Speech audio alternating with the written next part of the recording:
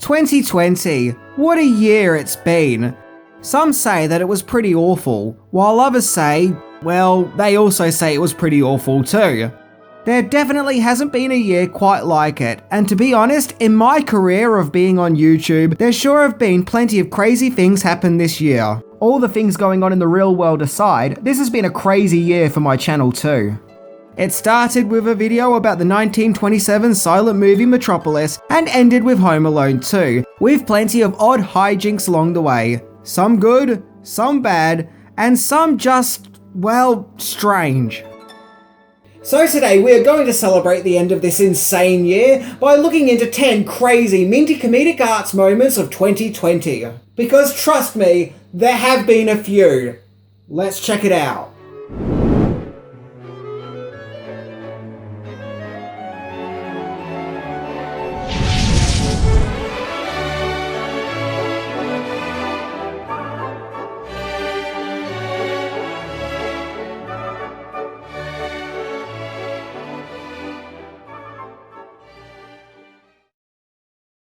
Number 10, the Blue Oyster Cult controversy. Oh boy, this one sure got me in some deep water in the comments section and earned me a wrath of anger and outrage. It was in my heavy metal video. Not only did I refer to the Blue Oyster Cult as the Blue Oyster Club, but I also called their song Veterans of the Psychic Wars, Veterans of the Psych Ward. Now personally, I think the goof is kind of funny, but oh no, the Blue Oyster Cult fans were not having a bar of it, as I got a ton, and I mean a ton of abuse for that one.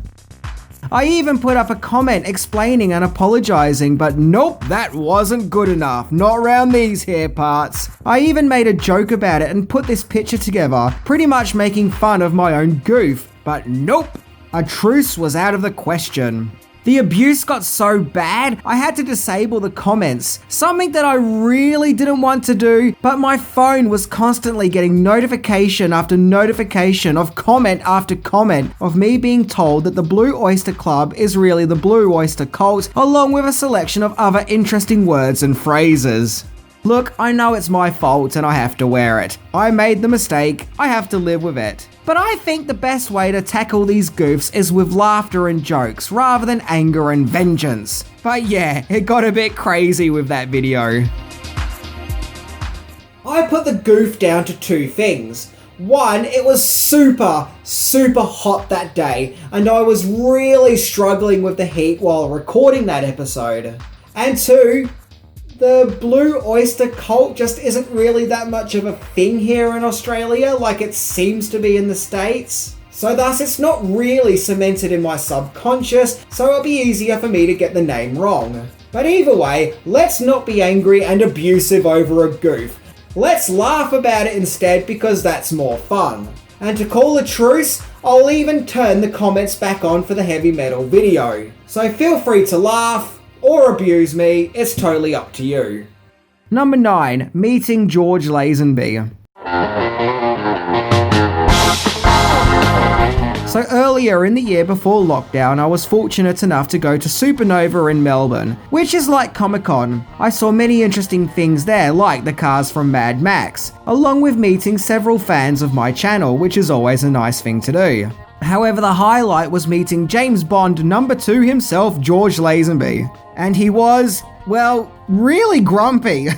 Yeah, he really didn't want to be there. I saw him walking around the grounds of Supernova, and a fan approached him and asked him if he's having a good day. And he said, "No, I want to go home."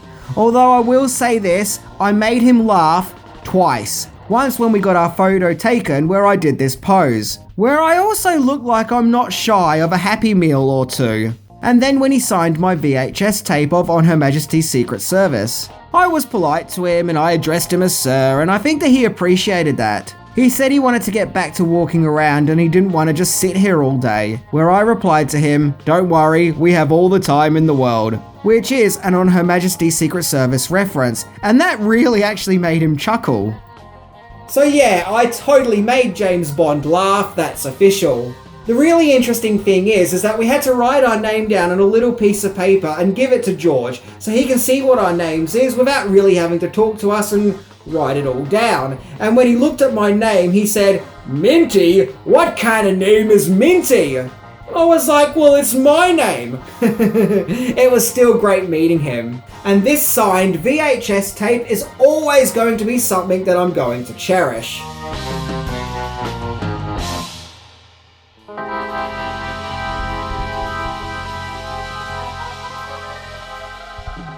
Number 8, 300,000 subscribers. It actually gives me a lot of joy in my heart to say that in 2020 there has been a lot of growth with the Minty Comedic Arts YouTube channel. I like to think it's because I'm really talented, but it's probably because everywhere has been in lockdown, so hey, let's watch some YouTube. But either way, this year I made the milestone of 300,000 subscribers, which just delights me. And to be honest, I still can't believe that I've made it to 300,000 subscribers. I mean, back in the day, I thought 100,000 was insane. It's now triple that. All I can say is thank you all. I love you all and hope that I'll continue to entertain you, and maybe not refer to the Blue Oyster Cult as the Blue Oyster Club. Also, something else I've been noticing this year is I've had a lot of people tell me that their dogs watch my show and really enjoy it, which sounds like a plot from the movie Scrooged. Cats and dogs are beginning to watch television. Call the police. But hey, 2020 has been so crazy, at this stage I'll be surprised if dogs weren't watching my show. But on a serious note, thank you guys. I feel like this was a group effort with all of us to reach this number. You all rock, and it is you that makes the show. I'm just the bald guy in the middle. Number 7, the video game double ganger. Okay, this one really fascinates me. A few months ago, suddenly out of nowhere, I got inboxes and tweets from people telling me that I'm in a video game. At first I was confused and was like, huh, what? But then I saw the trailer for a game called Call of Duty Black Ops Cold War. And sure enough, there was a character who looks just like me, down to the bald head, facial stubble, and aviators. In fact, I think they are the exact same aviators that I wear in my videos. I even posted a picture of me dressed up as the guy from the trailer on several social medias, and some people actually thought that the character was modeled after me. Well, no, I'm sorry to say it's just a coincidence. But heck, if people think that I look like this, I'll take it. But regardless, at the time of the trailer's release, I had a lot of people notifying me of my video game double, which just added to the weirdness of an already weird year. Number 6, celebrity tweet. It's always a great and wonderful thing when someone who worked on a movie that you made a video about shows appreciation of your video. It just kind of hits the spot and makes you feel like it's a job well done. This already happened with me a few years ago, when actress Catherine Mary Ann Stewart tweeted that she enjoyed my video about the Night of the Comet. Well, a similar thing happened a few months ago, when Julie Carmen retweeted my episode about In the Mouth of Madness on Twitter, as she had starred in the classic 1994 John Carpenter horror movie, which once again made me really happy and was a heartfelt moment in my career. For those who haven't seen In the Mouth of Madness, Carmen also played the evil vampire-esque regime in Fright Night 2. So let's get this right, my videos seem to be appealing to 1980s movie actresses. Yeah! Rock and roll. Number 5, the best and the worst videos. So out of all the videos I made this year, which one was the most successful and which one got the lowest views? Which video could people not get enough of and which one could people really not be bothered with? Well, it's always a gamble on YouTube on whether or not you're going to choose a movie that's going to resonate with people at that time. In late January, I made a video about the movie Wall Street, thinking, yep, this one will get the views. Everyone remembers that infamous greed is good speech. However, hardly anyone watched it, and at this moment it has 47,000 views. Which is still awesome, it's just a little lower than usual, but oh well. You can't win them all, but I'm thankful for the views it did get. But that wasn't the lowest viewed video of 2020. As I speak, the video which got the least views was Angel Heart, which currently has 38,000 views. However, the video with the highest view count is indeed Blazing Saddles, which currently has over 500,000 views. Because let's be honest, who doesn't love classic comedies from the 70s? And none are more funnier than this spoof of the Western genre. Also, there's a major glitch with one of my videos. Eagle-eyed viewers may have noticed that my cliffhanger episode only had 9 points in it. That's because the section of the video where I talk about the posters was meant to be its own segment, but was accidentally added to the tail end of another segment. So there is meant to be 10 points, but yeah, thus far, cliffhanger is the only one of my videos to have 9 points. And let's not forget about that one episode where I actually ditched the Sunnies. Yep, it was the Raiders of the Lost Ark episode, where I swapped the aviators for Indiana Jones's hat. And some people were delighted to see me without the Sunnies, whereas others were shocked and asked me to put them back on straight away. Shut up. Number 4, creating a video store. Yep, that's right, for all those who follow my social media pages will know that 2020 was the year that I built a video store. It's not something I've addressed in any video, but I have put up plenty of pictures on Instagram, Facebook and Twitter.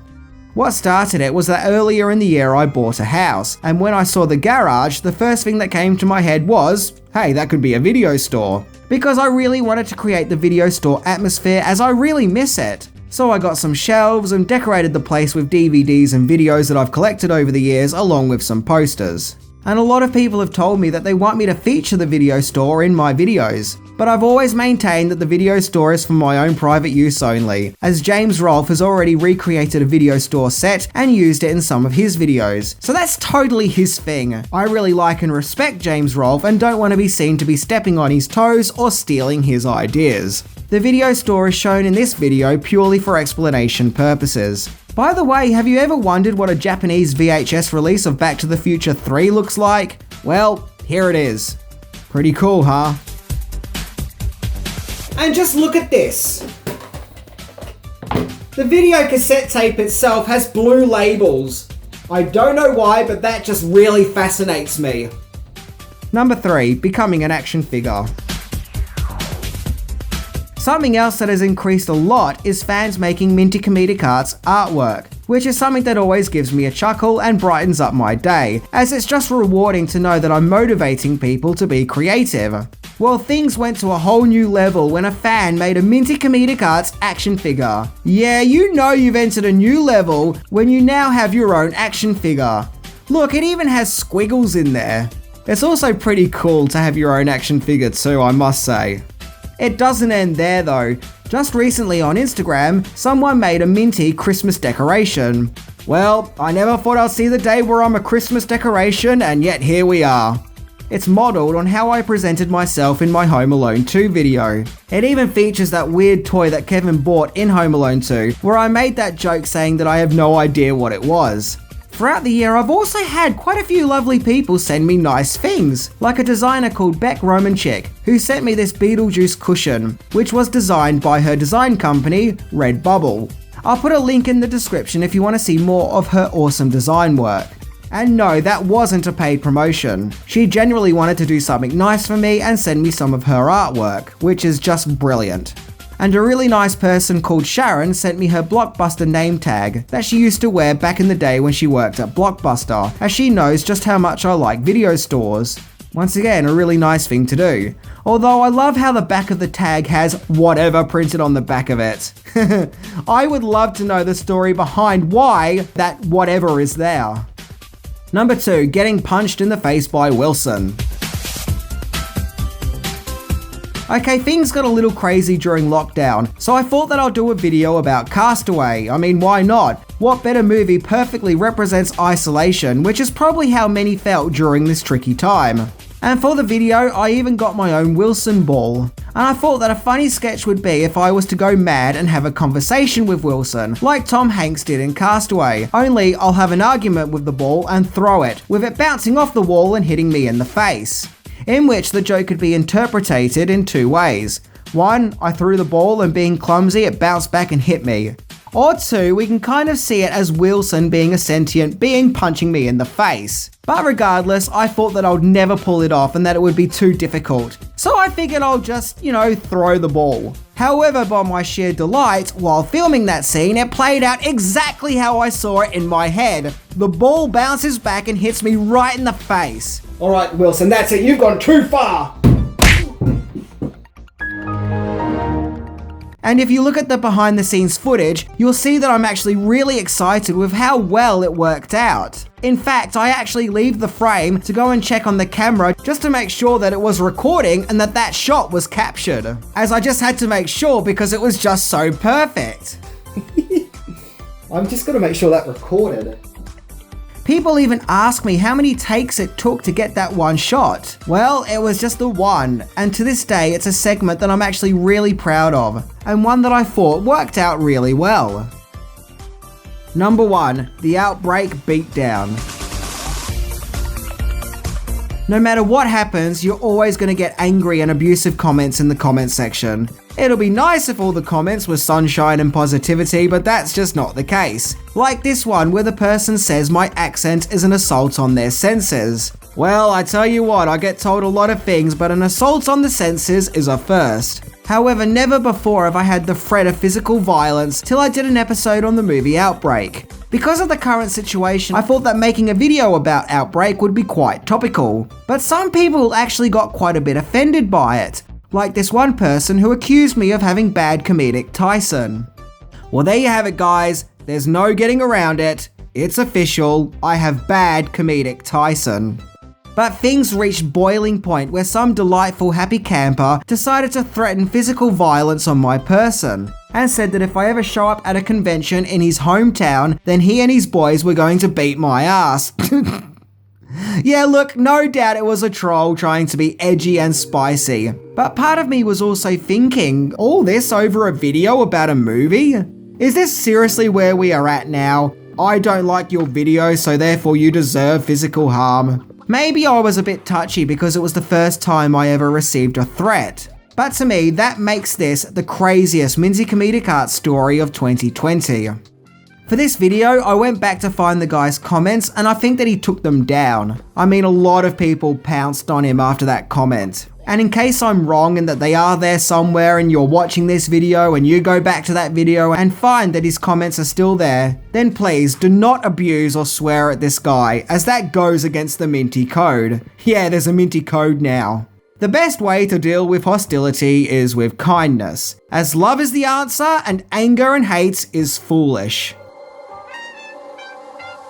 Well guys, we finally made it out of 2020. I already said this on several of my social media posts, but miracles do exist. And if you need proof, then look in the mirror, and that you will see your own reflection, and see that you've made it through another year, and have triumphed through the tough times that is 2020, and that you've come out a stronger person, and that you yourself are a testament to courage and strength. Thank you all for joining me down this wacky trip that is 2020. Anyway, I'm Minty, and the best is still to come.